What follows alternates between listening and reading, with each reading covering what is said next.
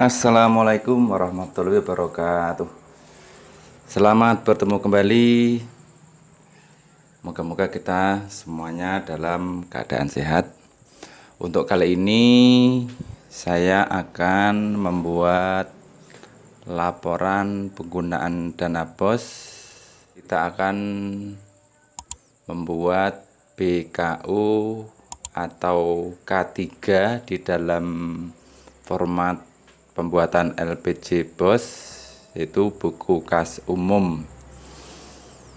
Dalam pembuatan LPJ BOS bisa kita laksanakan dengan dua cara.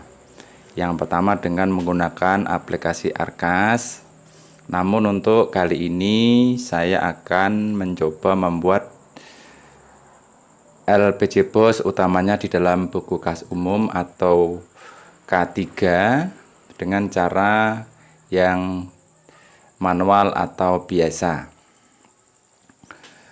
Buku kas umum adalah buku yang merupakan rangkuman dari buku kas tunai atau K4, buku kas bank, kemudian buku K6 atau pajak. Jadi sekali lagi, buku kas umum merupakan rangkuman dari buku kas tunai atau K5, atau K4, buku kas bank, dan buku kas pajak. Di dalam buku kas tunai ini kita bisa memulainya dengan kita mulai membuat buku kas umum dulu, kemudian kita pecah-pecah menjadi, kita pisah-pisah menjadi buku kas tunai, kita pisah lagi menjadi buku kas bank, kita pisah menjadi buku kas pajak. Namun nanti di dalam pembuatan buku kas umum ini saya akan memulai dari buku kas tunai. Dari buku kas tunai kemudian saya buat menjadi BKU, selanjutnya buku kas pajak, dan buku kas bank.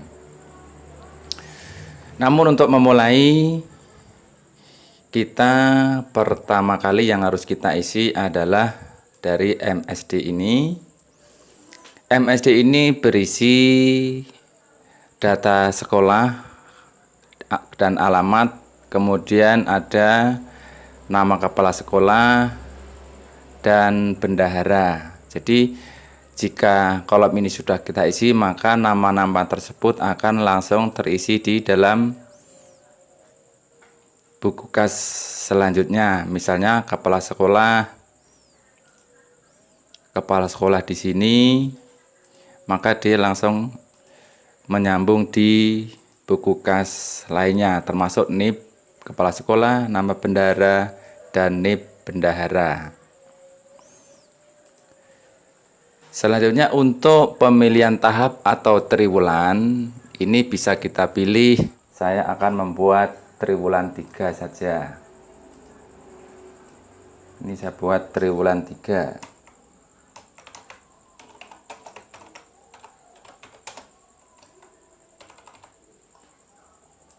Untuk penyesuaian antara triwulan dan tahap, di sini bisa kita sesuaikan. Kalau tahap itu misalnya tahap 2 itu 5 bulan, maka kita bisa sesuaikan sejumlah bulan yang ada. Namun untuk kali ini saya akan mencoba per triwulan saja. Jadi bulan ini pun bisa kita ganti. Bulan menyesuaikan, kita ambil bulan triwulan 4, yaitu kita mulai dari bulan Oktober, maka di sini bisa kita ganti menjadi bulan Oktober. Misalnya saja kita ganti Oktober, maka kita pilih Oktober di sini. Selanjutnya untuk tanggalnya juga sama, Oktober. Di sini juga kita ambil Oktober.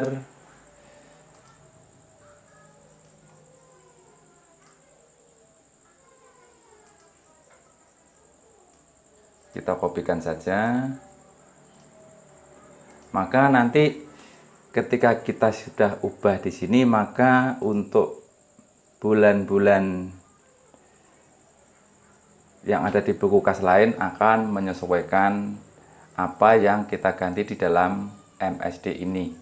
Kita coba buka buku kas umum, maka di sini otomatis Oktober. Di sini di tanggal akhir bulan juga Oktober.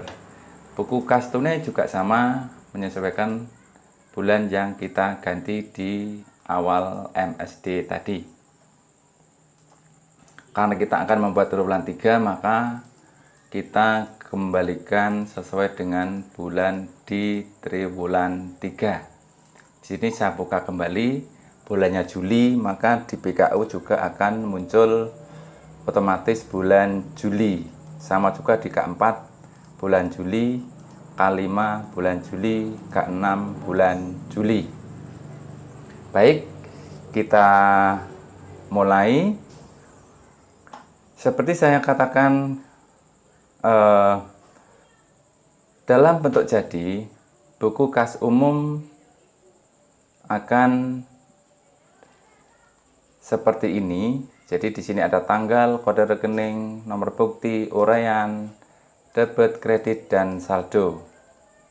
Pada akhir bulan, di sini ada rekapan saldo buku kas bulan Juli adalah sejumlah 9.340.715, maka dia akan sama dengan jumlah akhir di buku kas umum. Jumlah akhir ini terdiri dari saldo tunai sebanyak 9 juta. Kita lihat bulan Juli saldo tunai 9.050.970. Selanjutnya untuk buku kas bank masih 10.000. Di sini kita lihat di bulan Juli ada 10.000. Selanjutnya buku pajak, karena kita lihat buku pajak sama 279.000 sekian. Jadi di sini apabila ada jumlah ini tidak sama dengan buku kas umum, maka di sini akan nampak atau muncul warna merah sebagai indikator bahwa buku kas yang kita buat mengalami selisih.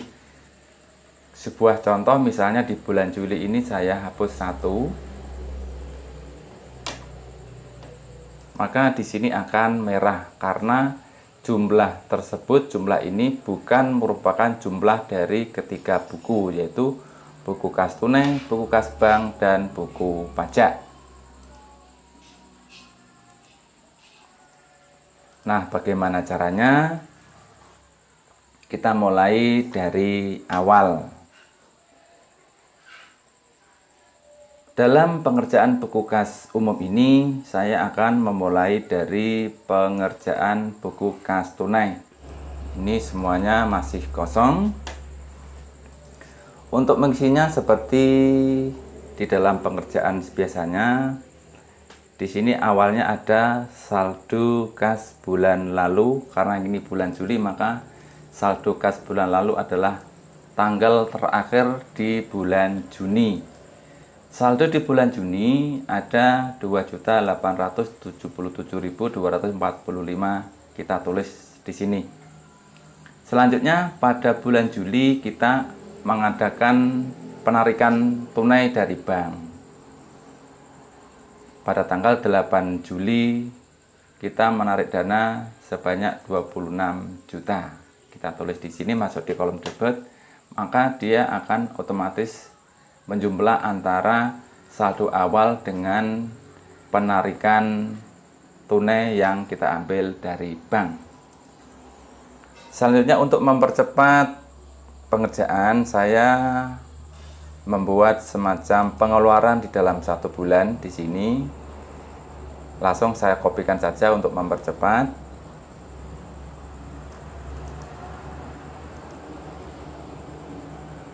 Di buku kas tunai, di sini kita pastekan.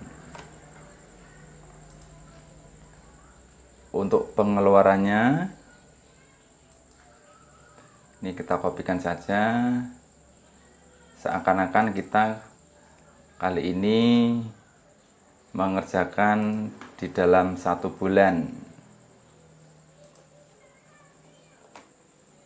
Nah, di sini begitu kita isi, maka di sini akan otomatis menjumlah dan muncul saldo terakhir per tanggal. Ini saya kopikan saja untuk mempercepat.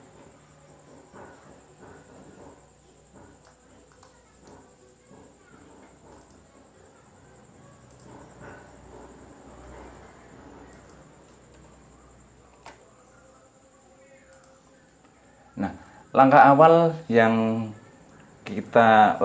di dalam pengerjaan ini, kita sudah menyelesaikan satu buku di bulan Juli, yaitu buku pembantu kas atau K4. Selanjutnya kita akan mengerjakan buku kas umum. Kita ambil dasar dari buku kas tunai. Di buku kas umum kita mulai dari tanggal. Kita ambil saja dulu dari buku kas tunai.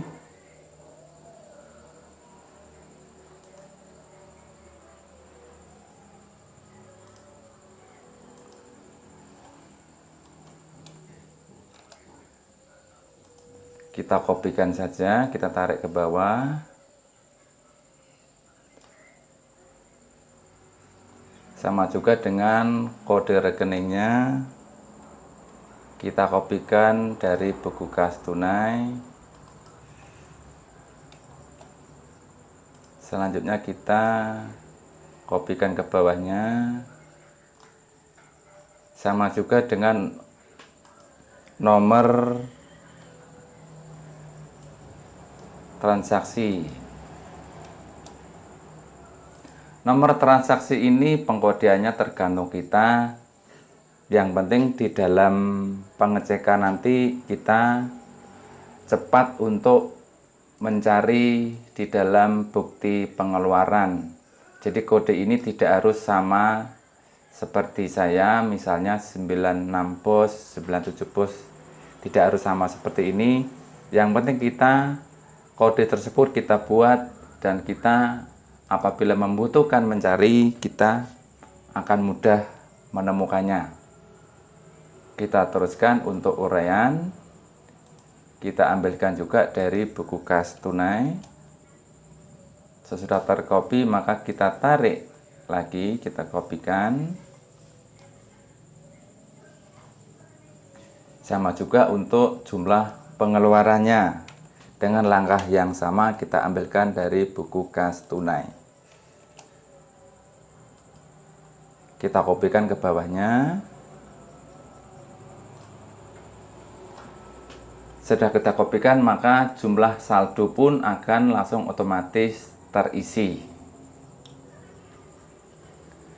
Perlu saya sampaikan bahwa di buku kas tunai ini ada tarik dana dari bos sejumlah 26.120.000.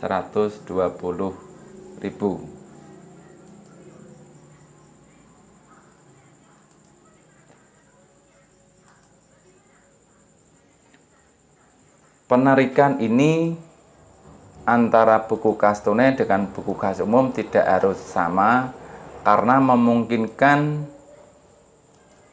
penarikan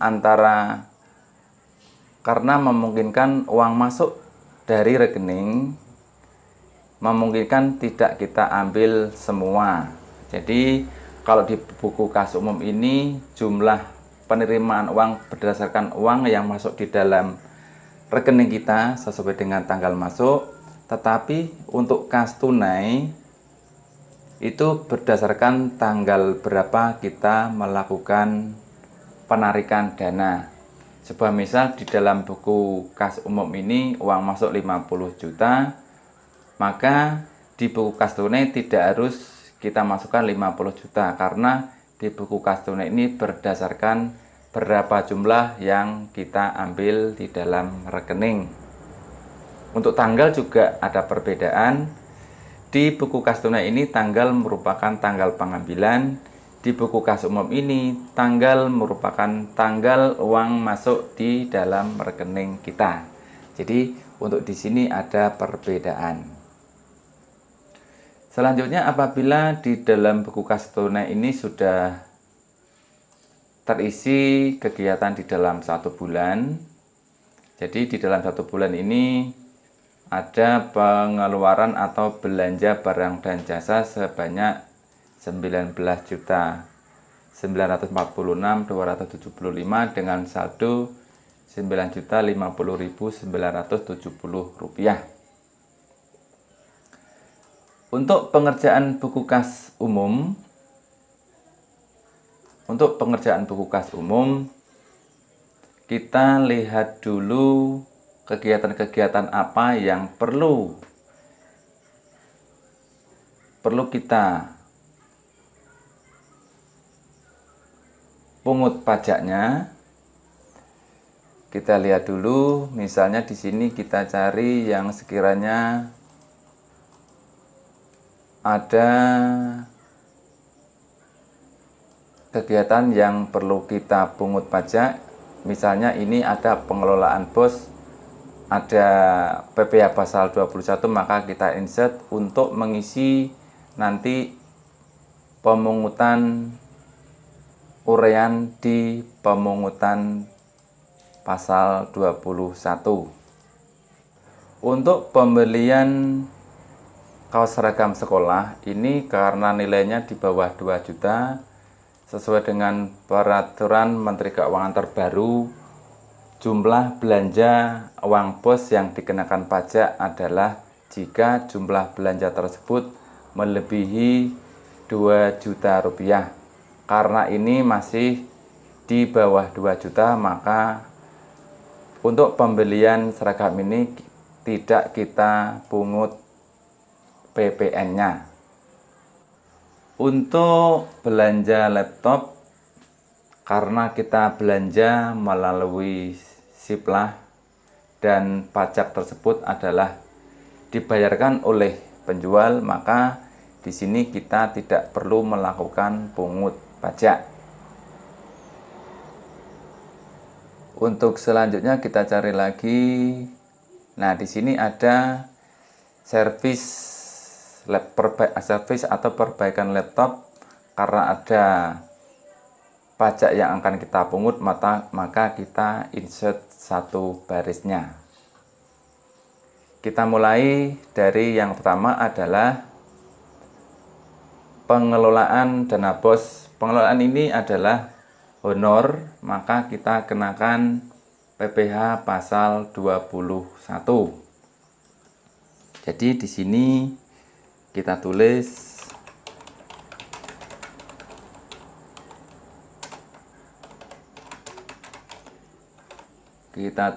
terima pungut PPh pasal 21 pengelolaan BOS kepala sekolah. PPh pasal 21 ini karena kepala sekolah adalah golongan 4, maka nanti kita akan pungut sebanyak 15%. Caranya di sini sudah saya buat rumusnya, yaitu sejumlah penghasilan honor kotor kali 15%. Jadi di sini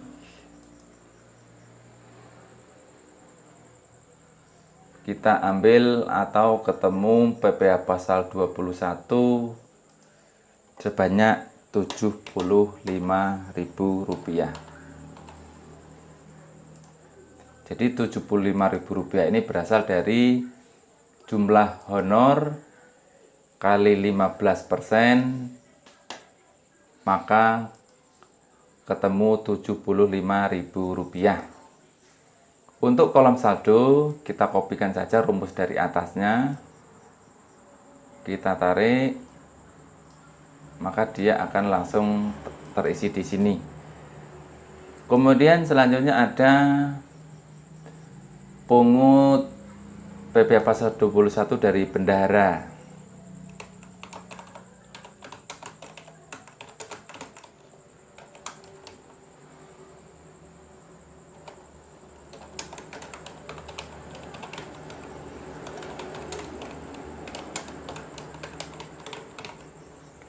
Di sini kita pungut PPh pasal 21 atas pengelolaan bos bendahara sekolah. Di sini sama karena huranya 500. Karena bendahara sekolah ini masih golongan 3, maka kita melakukan pungutan sebanyak 5%. Jadi 5% kali 500.000, maka ketemu angka Rp25.000. Kita masukkan di kolom debit. Maka di sini akan langsung otomatis di kolom saldo akan otomatis tertambahkan. Berikutnya ada belanja jasa, yaitu servis laptop. Karena jasa itu adalah pasal 23, maka di sini kita tulis terima pungut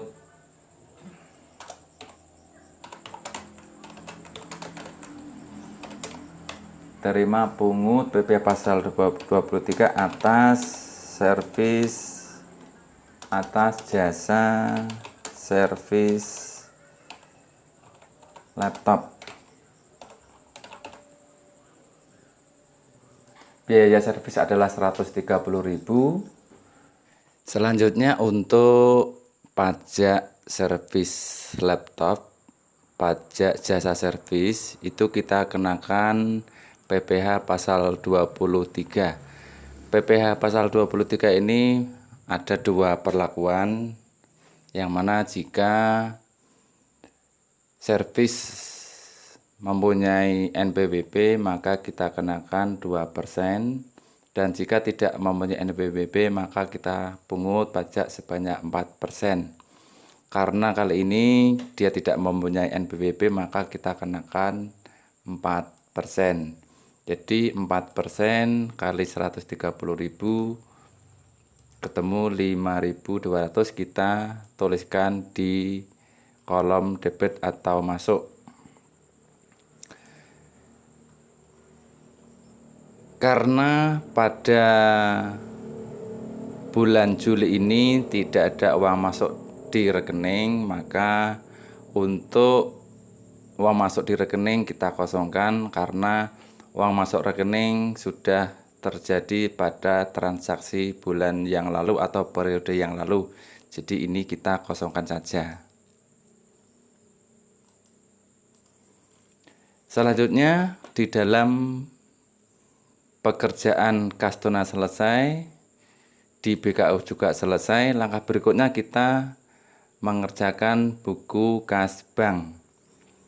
Buku kas bank di bulan Juli ini kita ambil dari rekening, buku rekening atau dari printout giro.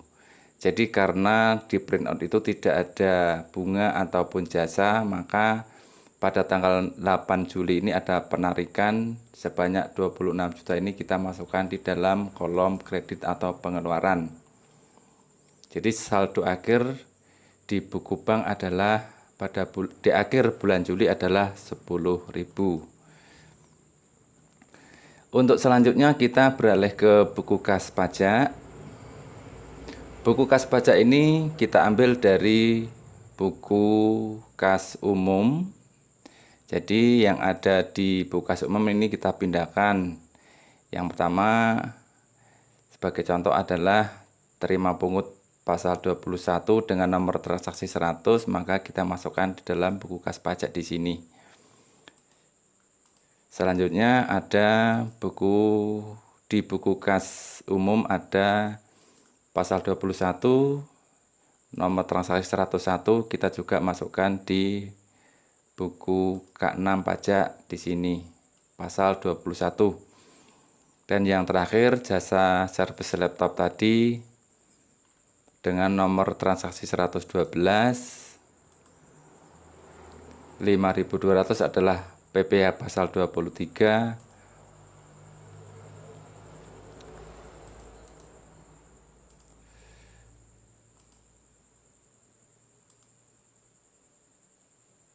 dengan nomor transaksi 112, kita tuliskan di sini. Maksud untuk pemisahan per jenis pajak di sini ada bermacam-macam, yaitu PPN, PPh pasal 21, PPh pasal 22, PPh pasal 23, dan kemudian pajak daerah. Karena pajak daerah di transaksi kita tidak ada, maka di sini kita kosongkan. Pemisahan jenis pajak ini untuk memudahkan kita di dalam pembuatan e-billing. E-billing di sini bisa kita bayarkan per bulan atau per tahap. Misalnya kita bayarkan per bulan, maka di sini sudah kelihatan pasal 21 ada 100.000, PPh pasal 23 ada 5.200. Jadi pajak total di bulan Juli ini adalah 105.200. Selanjutnya untuk mensinkronkan antara buku kas tunai, kas bank, dan kas pajak, maka kita lihat di BKU atau di K3. Saldo pada BKU pada akhir bulan Juli adalah Rp9.166.170. Di sini adalah merupakan saldo kas umum, dan kas umum itu terdiri dari saldo kas tunai, saldo kas bank, dan saldo pajak. Saldo kas tunai kita lihat 9 juta sekian, betul. Saldo bank 10.000, di sini sudah betul. Selanjutnya adalah buku kas pajak 105.200, 105.200, betul. Jadi ketika buku ini kita jumlahkan sama dengan buku kas umum, maka pembukuan yang kita lakukan sudah betul. Sebagai indikator, jika di sini tidak berwarna merah, maka transaksi antara buku kas tunai, buku kas bank, dan pajak sudah betul. Demikian sedikit yang bisa saya sampaikan mengenai buku kas umum. Dan untuk selanjutnya yang akan datang, kita akan membahasnya bermacam-macam buku yang lain. Di sini ada buku kas perhitungan belanja, cek tunai, cek bank, cek pajak, ada register, berita acara, dan lain-lain. Nanti akan saya sampaikan pada video kami yang berikutnya. Demikian, semoga apa yang saya sampaikan bisa bermanfaat dan bisa membantu. Dan apabila apa yang saya sampaikan ini sekiranya membantu, maka silakan di-subscribe dan dibagikan kepada teman-teman yang lain. Mudah-mudahan bisa membantu dan bermanfaat. Demikian, terima kasih. Jika ada sesuatu yang ingin disampaikan, silakan tulis di kolom komentar di bawah ini.